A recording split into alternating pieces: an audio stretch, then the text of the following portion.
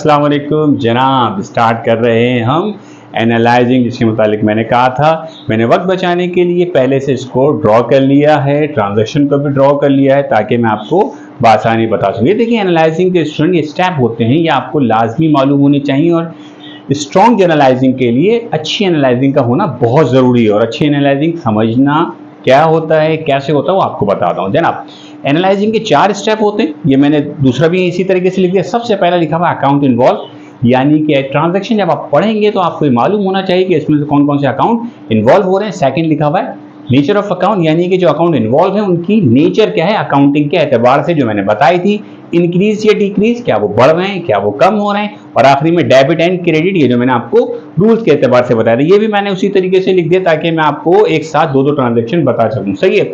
अब जनाब आइए, ट्रांजैक्शन को पढ़ना और ट्रांजैक्शन को पढ़ के समझना, सबसे पहले आपको यह मालूम होना चाहिए कि ट्रांजैक्शन में क्या कहा जा रहा है। और जो फर्स्ट स्टेप है क्या, अकाउंट इन्वॉल्व, कि आपकी जो ट्रांजैक्शन लिखी हुई है उसमें कौन कौन से अकाउंट इन्वॉल्व हैं। जनाब स्टार्ट करते हैं। जनवरी 1 कहते हैं mister Ahmed invest cash in business. Mister Ahmed ने इन्वेस्ट किया है कैश। अब आपको कैच करना है इसके अंदर से कौन कौन से अकाउंट इन्वॉल्व है। जनाब देखिए, एक तो नजर आ रहा है कैश, इसे मैं अंडरलाइन कर रहा हूं आपको समझाने के लिए, ठीक है।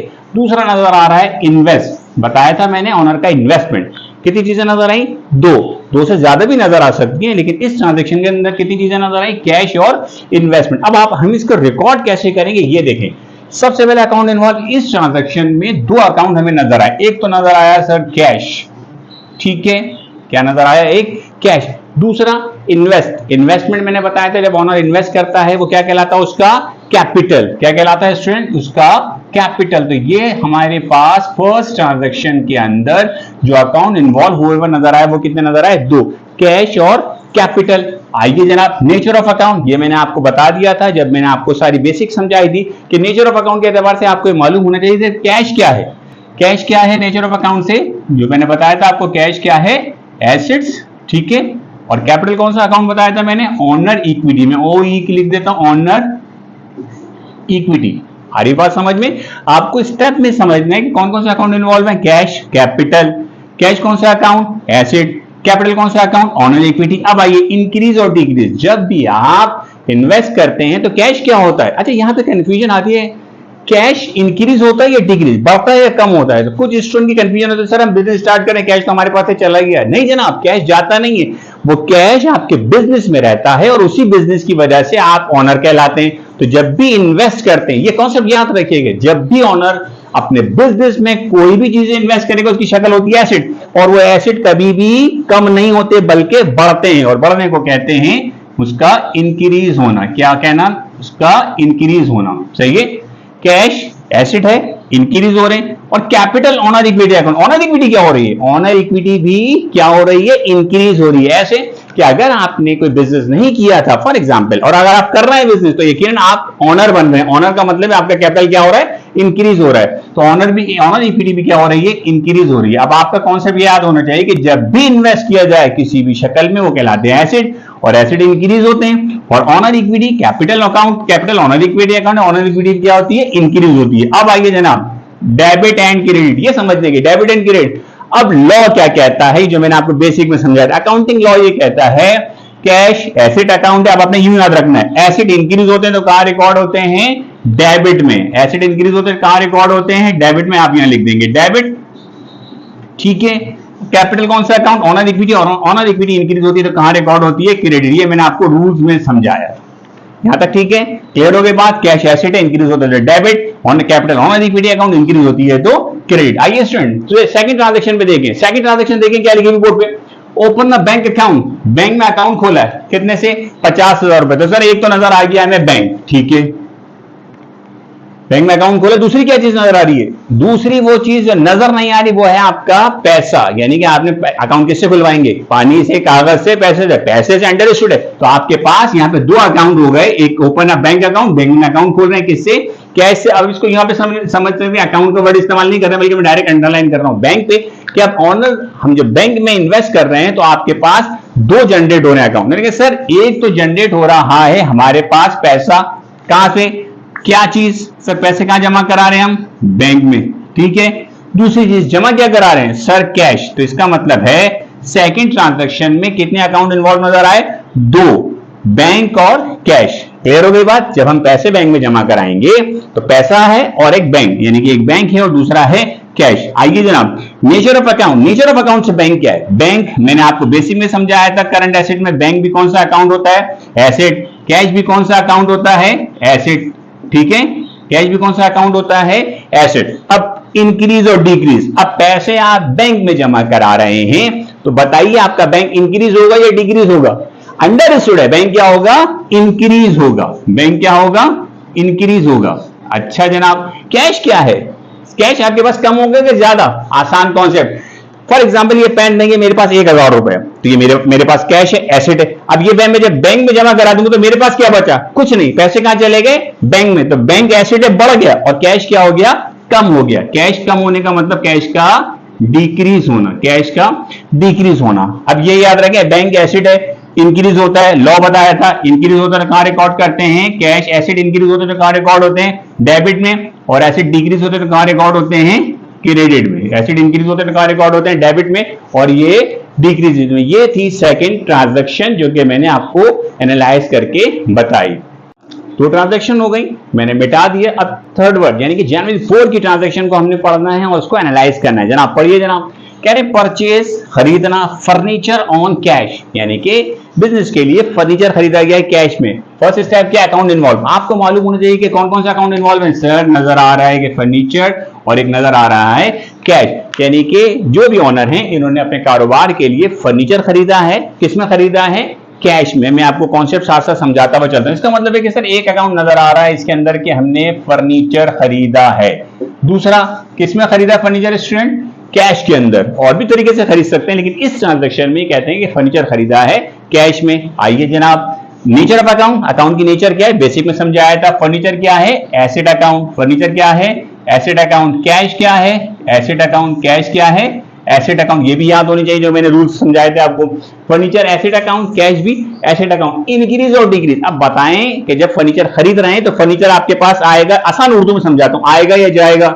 सर आएगा। अच्छा, और आसान तरीके से, फर्नीचर इंक्रीज होगा या डिक्रीज? इंक्रीज। तो हम लिखेंगे यहाँ पे कि हमारा फर्नीचर एसेट है और एसेट क्या हो रहा है? इंक्रीज। कैश क्या है? तो अंडरस्टूड है, कैश हमारे पास से जा रहा है तो कैश क्या हो रहा है? कम हो रहा है। इसे कहते हैं कैश का कम होना। कैश कम होता है तो डिक्रीज। यहां तक ठीक है।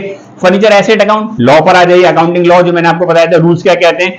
रूल्स ये कहते हैं कि एसेट जब भी इंक्रीज होते हैं तो कहां रिकॉर्ड होते हैं? डेबिट में। और जब डिक्रीज होते हैं तो कहां रिकॉर्ड होते हैं? क्रेडिट में। अभी आप अमाउंट को छोड़ दीजिए, सिर्फ हम एनालाइज कर रहे हैं कि हम किस तरीके से रिकॉर्ड करें। मैं एंट्री नहीं बना रहा, सिर्फ आपको एनालाइज करने का तरीकाकार बता रहा हूं। ठीक है जनाब, आइए नंबर 5। नंबर 5 में देखिए क्या कहते हैं। कह रहे परचेज, फिर खरीद रहे हैं। परचेज या बॉट का वर्ड इस्तेमाल कर सकते हैं, एक ही बात है।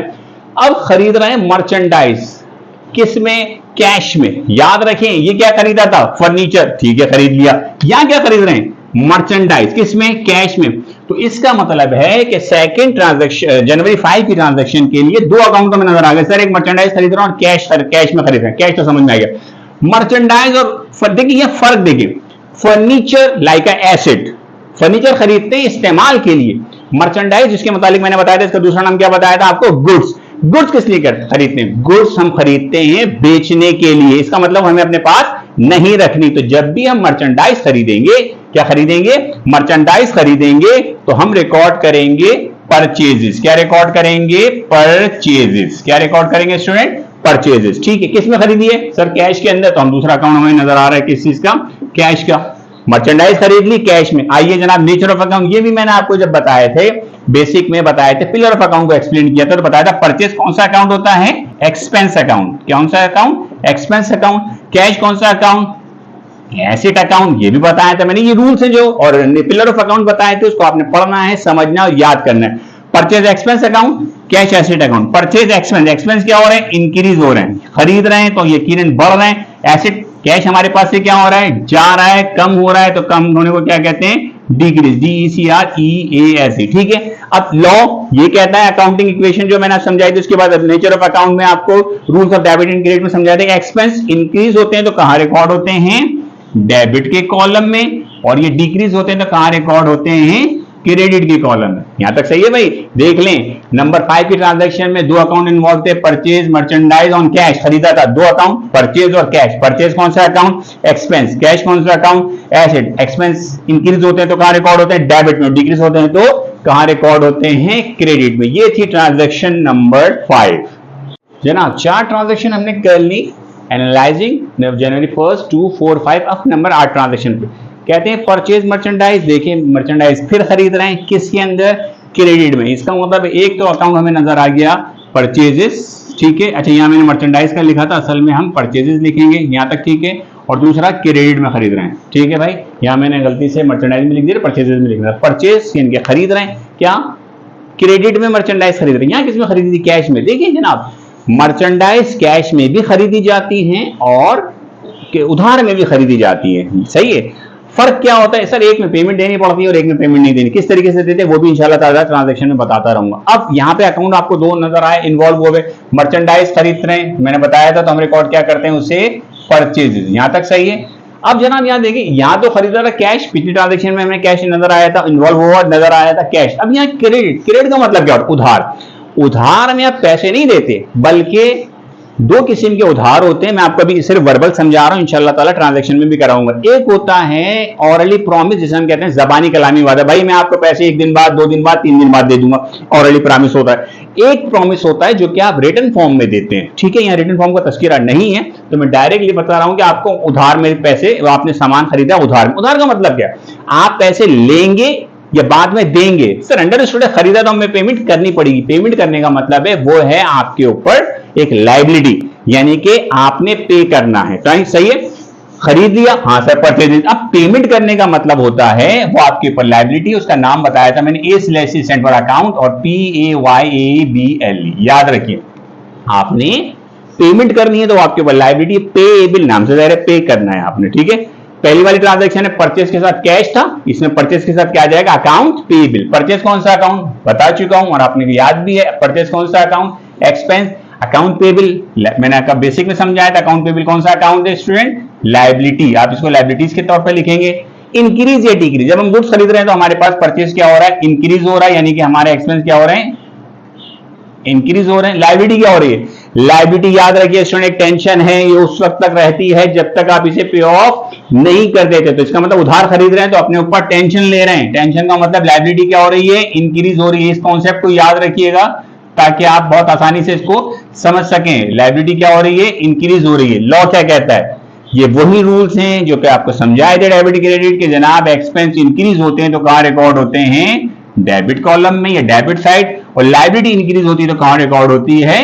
Credit side. ये बेसिक को समझना है, तभी आप जनरलाइजिंग के लिए आपको एनालाइजिंग की कमांड जरूरी है। यहां तक ठीक है। जनवरी 11 में आइए जनाब, पढ़ें सोल्ड मर्चेंडाइज ऑन कैश। फिर कह रहे हैं सर यहाँ पे अब बेच रहे हैं, गुड्स क्या कर रहे हैं? बेच रहे हैं। सर एक अकाउंट नजर आया सोल्ड, एक नजर आया कैश। क्लियर हो गई बात? जनवरी 4 और 5 और 8 में आपने गुड्स खरीदी थी, अब बेच रहे हैं। अब बेचने का मतलब है कि सर मर्चेंडाइज बेच रहे हैं किस में? कैश में। तो बताएं पैसा, सर दो अकाउंट तो नजर आ गए, यहाँ पे एक नजर आ गया कैश, सही बात है। दूसरा क्या नजर आया? बेचना। बेचने को क्या कहते हैं? सेल या सोल्ड। क्लियर हो गई बात? 11 ट्रांजैक्शन है, मर्चेंडाइज कैश में बेच दी। अब कैश और सेल दो अकाउंट हमें नजर आ गए, इन्वॉल्व हो गए। जनाब नेचर ऑफ अकाउंट के मुतालिक बताया था कैश कौन सा अकाउंट है? एसेट। सेल कौन सा अकाउंट है? मैंने इसके लिए वर्ड इस्तेमाल किया था रोकड़े का, पैसे का। तो सेल कौन सा अकाउंट कहलाता है? Income account. Cash, asset, sale, income account. Asset क्या हो रहा है? इंक्रीज या डिक्रीज? सर इंक्रीज हो रहे हैं। कैश क्या हो रहा है? एसेट है जो कि हमारे पास से क्या हो रहा है? बढ़ रहा है, इंक्रीज हो रहा है। इनकम क्या हो रही है? यहां कॉन्सेप्ट बहुत से स्टूडेंट परेशानी होते हैं, सर हमने सामान बेच दिया, हमारी इनकम क्या हो रही है? इनकम भी बढ़ रही है। ये कॉन्सेप्ट हमेशा याद रखिएगा। पैसे कब आएंगे? जब आप सामान बेचेंगे। सामान बेचने का मतलब आपके इनकम का इंक्रीज होना, इनकम का इंक्रीज होना। इनकम सेल होगी तो पैसा आएगा, इसका मतलब सेल इनकम अकाउंट। इनकम क्या हो रही है? इंक्रीज। लॉ क्या कहता है? एसेट इंक्रीज होते हैं तो कहां रिकॉर्ड होते हैं? डेबिट में। और ये जब कम होते हैं तो कहां रिकॉर्ड होते हैं? क्रेडिट में। यहां तक ठीक है भाई? जनवरी की 11 की ट्रांजैक्शन जिसके हमने मुतालिक पढ़ा, सोल्ड मर्चेंडाइज कैश में बेची, उसमें कैश डेबिट, सेल क्रेडिट। यहां तक ठीक हमने पढ़ ली थी 11 तक ट्रांजैक्शन। अब हम आगे की ट्रांजैक्शन जो दो रह गई थी, इस ट्रांजैक्शन का पार्ट 13 जनवरी और 14 देखिए यहाँ मर्चेंडाइज हमने खरीद बेची थी कैश में, अब यहाँ कह रहे हैं सोल्ड मर्चेंडाइज ऑन अकाउंट। अब अकाउंट इन्वॉल्व कौन कौन सा नजर आ रहे हैं, अब देखिए यहाँ भी था सोल्ड, यहाँ भी बेच रहे हैं, यहाँ पे बेचा था कैश में और यहाँ पे बेच रहे हैं on account. On account, on credit का मतलब होता है उधार में।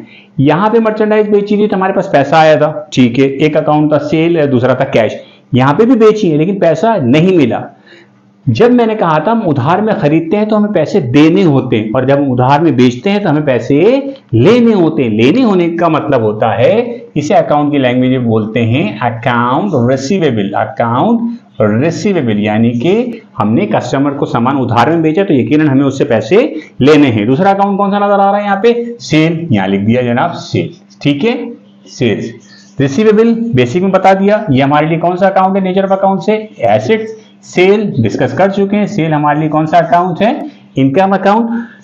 इंक्रीज और डिक्रीज, रिसीवेबल क्या है हमारे लिए एसेट, और एसेट क्या हो रहे हैं, इंक्रीज। एसेट इंक्रीज हो रहे हैं तो कहां रिकॉर्ड होते हैं, डेबिट में। इनकम इंक्रीज हो रही है, जी हाँ, इनकम भी क्या हो रही है, इंक्रीज हो रही है।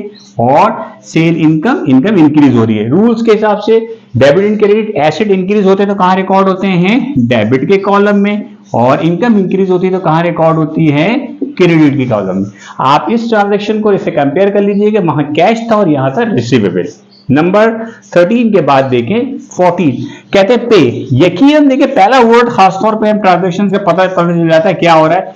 कह रहे पे करने का मतलब दे रहे हैं। यकीनन पेमेंट के बेसिकली दो पेमेंट तरीके होते हैं, या तो हम कैश देते हैं या चेक देते हैं, ठीक है, उसकी भी डिटेल साथ साथ बताता रहूंगा। यहाँ कहते हैं पे कर रहे हैं रेंट। एक चीज तो नजर आई कि सर हम रेंट दे रहे हैं, ठीक है, रेंट पे कर रहे हैं, लिखा हुआ इन एडवांस, एडवांस में रेंट दे रहे हैं, तो कुछ नहीं लिखा हुआ तो यकीनन हम पेमेंट कर रहे हैं। मैंने आपको बेसिक में बताया था जब मैंने वर्ड इस्तेमाल किया था करंट एसेट में, प्रीपेड का। हम सर्विस की अगेंस्ट जब एडवांस में देते हैं तो क्या लफ्ज इस्तेमाल करते हैं, प्रीपेड। यहां पे हम क्या दे रहे हैं एडवांस में, रेंट। तो हमें यहां अकाउंट एक नजर आया है पेड रेंट इन एडवांस, यकीनन ये रहा, तो इसे हम लिखेंगे प्रीपेड रेंट। क्या लिखेंगे student, prepaid rent. Prepaid rent यानी कि एडवांस में हम पैसे दे रहे हैं, ठीक है, कुछ नहीं लिखा हुआ तो यकीनन हम जो पेमेंट कर रहे हैं वो किसके थ्रू कर रहे हैं, कैश के थ्रू।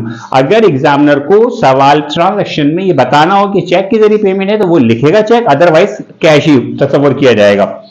प्रीपेड कौन सा अकाउंट है, बेसिक में बता दिया था मैंने, एसेट अकाउंट। कैश कौन सा अकाउंट है, एसेट अकाउंट, ठीक है। प्रीपेड एसेट इंक्रीज हो रहा है, हम इंक्रीज का वर्ड इस्तेमाल करेंगे, इसका मतलब होता है बढ़ना। और कैश क्या हो रहा है हमारे पास से जा रहा है तो हम लिखेंगे कैश का डिक्रीज। रूल्स क्या कहते हैं, एसेट इंक्रीज होते हैं तो कहां रिकॉर्ड होते हैं, डेबिट के कॉलम में, और ये डिक्रीज होते हैं तो कहां रिकॉर्ड होते हैं, क्रेडिट के कॉलम में, ठीक है भाई। ये थी first, second, third, fourth, fifth, six, 7, 8 transaction. दरअसल ये इस स्टैंडर्ड में क्वेश्चन आते हैं जो 8 ट्रांजैक्शंस के होते हैं। 8 ट्रांजैक्शन को मैंने एनालाइज करके आपको बता दिया है कि इस तरीके से एनालाइजिंग होती है। यहां तक समझ में आ गई सबके। अब इंशाअल्लाह ताला नेक्स्ट क्लास जो हम डिस्कस करेंगे वो फर्स्ट स्टेप एनालाइजिंग के बाद जर्नलाइजिंग या जर्नल स्टार्ट करेंगे। लेकिन उसके लिए शर्त यही है कि आपको हर ट्रांजैक्शन की एनालाइज कमांड के साथ आनी चाहिए। जब कमांड के साथ एनालाइजिंग आ जाएगी तो हम जर्नलाइजिंग बासानी कर सकेंगे, ठीक है भाई।